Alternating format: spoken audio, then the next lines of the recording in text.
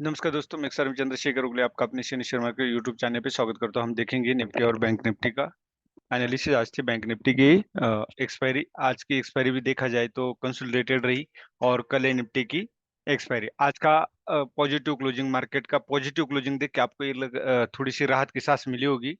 लेकिन आज की जो पॉजिटिव क्लोजिंग है, इसको ये ना समझे कि मार्केट अब ट्रेंड शुरू हुआ है। ऐसे कतई नहीं है। मार्केट को जब भी आप जाना है तो सीढ़ी से जाएगा और डाउन आते वक्त मार्केट लिफ्ट से आता है, तो ये याद रखे। तो इतना आसानी से मार्केट अभी जल्दी जाएगा नहीं, क्योंकि अमेरिका की जो रिसेशन की जो न्यूज़ थी, और उसके साथ जापान का येन कैरी और उनका जो बैंकिंग इंटरेस्ट था वो बढ़ाया गया। उसकी वजह से ये सब हुआ है। वैसे भारत का मार्केट में ना कोई, भारत के अंदर कोई रिसेशन है, ना भारत में कोई गड़बड़ी है बड़ी कंपनियों में, तो इसलिए डरने की बात नहीं है थोड़ा सा। लेकिन जब भी मार्केट अपसाइड जाएगा तो मैं हमेशा बताता हूँ कि इस तरह से डब्ल्यू पैटर्न बनाएगा, या तो इस तरह से डब्ल्यू पैटर्न बनाएगा, या तो इस तरह से डब्ल्यू पैटर्न बनाएगा। ये बना के ही जाएगा ऊपर, ऐसे नहीं जाएगा। अब ये हो गया। अब कल का ये देखोगे तो आज का डाटा मिला नहीं। कल का डाटा अगर मिला के देखते तो 14,825 ये माइनस है और 15,141, मतलब कम से कम 300 करोड़ का तो है ही, पॉजिटिव है।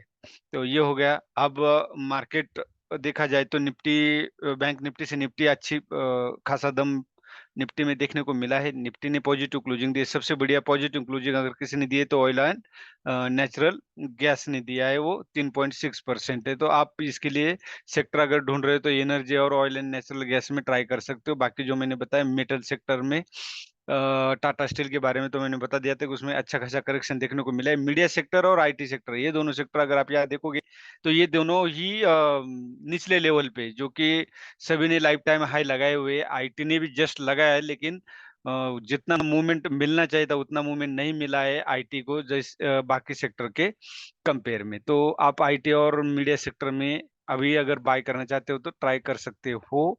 लेकिन मेरा मानना है कि अभी थोड़ा सा वेट कीजिए, मार्केट को कंसोलिडेट होने दीजिए, उसके बाद ही ट्राई करें। क्योंकि जब डर का माहौल पैदा होता है तो इतना आसानी से नहीं जाता है।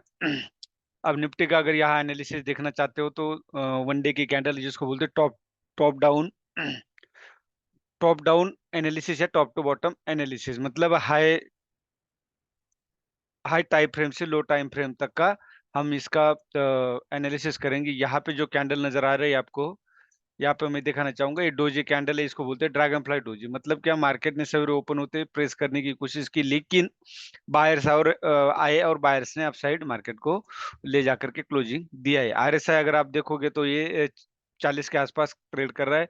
मेरा मानना है 20 के आसपास अगर आता है तभी बाइंग के लिए शुरुआत करनी चाहिए थोड़ी थोड़ी। ये हो गया।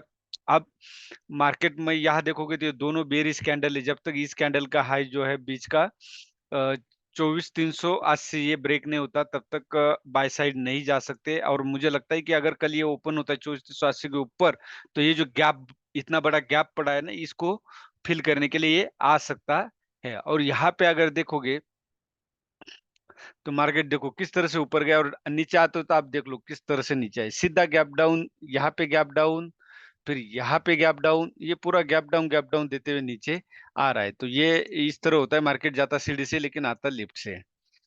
अब आवरली में यहाँ देखोगे तो हमें कुछ स्थिति स्पष्ट हो जाएगी। आपको यहाँ स्थिति और स्पष्ट हो रही है कि वो ऊपर जो गैप है, इस गैप को फिल करने के लिए मार्केट अपसाइड आ सकता है, फिर यहाँ से नीचे आ सकता है। और मैंने कल के जो वीडियो आपने देखा होगा, तो यहाँ डब्ल्यू पैटर्न है, इसका टारगेट यहाँ 24,690 है, 24,700 तक आ जाता है। अगर कल को 24,200 ब्रेक होता है तो आप डाउन साइड ट्रेड कर सकते हो कल के लिए। अब सीधा हम 5 मिनट के ऊपर टाइम फ्रेम में देखेंगे कि ट्रेड कहाँ पे बनता था। ट्रेड अगर आप यहाँ देखोगे तो इस ट्रेड पे बनता था, एक तो स्टार कैंडल थी जिसको इंडिसिसिव कैंडल बोलते, बायर सेलर का फोर्स बराबर ये हैमर कैंडल बनी थी जिसमें बोल सकते हैं इनवर्टेड हैमर था और डबल बॉटम बना था, तो इसके ऊपर हम बाय कर सकते थे और एक अच्छी रैली हमें यहाँ देखने को मिलती। बस इतना एक ट्रेड था, याद रखे। आज की जो मूवमेंट थी वो बिल्कुल कंसोलिडेटेड थी, तो एक्सपायरी में आज बहुत स्टॉप लॉस हिट होंगे। मैंने भी एक ट्रेड दिया था, मैं बताऊंगा कहाँ पे ट्रेड दिया था, लॉजिक क्या था ये देखो। यहाँ पे भी दोनों बेयरिश कैंडल है, सपोर्ट पे है, ये जो सपोर्ट है ये 49,540 का, ये अगर ब्रेक होता है तो और एक डाउन साइड अच्छी रैली देखने को मिल सकती है। फिलहाल ये कंसोलिडेशन में, अब ये कंसोलिडेशन में क्यों, इसके पीछे का लॉजिक मैं आपको बताना चाहूंगा कि मार्केट सीधा एक बार निकला तो ऐसे नहीं कि बिल्कुल ही बॉटम ले लेगा, ऐसा नहीं होता। मार्केट में बीच में प्रॉफिट बुकिंग भी होती है, न्यू एंट्रीज भी होती है, लेकिन जब तक डब्ल्यू पैटर्न जो मैंने आपको दिखाया था उस तरह नहीं बनता तब तक नहीं। ये हैमर कैंडल बनी हुई है लेकिन इनसाइड है। इनसाइड हैमर कैंडल का मतलब क्या है कि नीचे से जब आने की कोशिश करता है तो बायर्स अप साइड ले जाते हैं और ऊपर जब जाने की कोशिश करता है तो सेलर्स नीचे प्रेस करता है, तो इसलिए वो इनसाइड है। क्योंकि यहाँ पे जो शॉर्ट करके बैठे हैं बड़े बड़े ट्रेडर्स, वो इस रेंज पे बैठे 50-700 प्लस। यहाँ पे अगर आप देखोगे ये एक 50-400 पे, यहाँ पे भी सेलर्स बैठे हैं और यहाँ पे डाउन साइड भी सेलर्स बैठे हैं। अभी आप बोलोगे कुछ कॉल सेल करके और डाउन साइड से पुट सेल करके बैठे। अभी यहाँ आवरली कैंडल्स आपको यहाँ दिखाना चाहूंगा। आवरली कैंडल में आप देख सकते हो यहाँ भी डब्ल्यू पैटर्न बन रहा है। अगर कल का वीडियो देखोगे तो आपको इसमें पता चलेगा कि डब्ल्यू पैटर्न से टारगेट क्या क्या निकल के आ रहे हैं। एबीसीडी पैटर्न भी बन सकता है, ये एक ट्रेंड लाइन है। अब यहाँ एक पिनट बना हुआ है, पिनट बना हुआ है, तो देखते हैं अभी पिनट किस साइड ब्रेक होता है। यहाँ पे एक 50-300 का जो है एक मेजरली रेजिस्टेंस है, ये अगर ब्रेक होता है तो 50-750 या 50-700 तक देखने को मिल सकता है। लेकिन 49,830 ब्रेक होता है तो हमें डाउन साइड जाना पड़ेगा, और जो 49,670 या 49,540 से ये सपोर्ट का काम कर सकता है। अगर यहाँ कंसोलिडेशन ज्यादा देर देता है तो तब भी मार्केट यहाँ से वापस अपसाइड जाने की संभावना है। अदरवाइज आप थोड़ा सा दिल थाम के बैठिए। आज की जो पॉजिटिव क्लोजिंग है इससे राहत का सांस जरूर ले, लेकिन इतना भी ना ले कि एंट्री कर दे।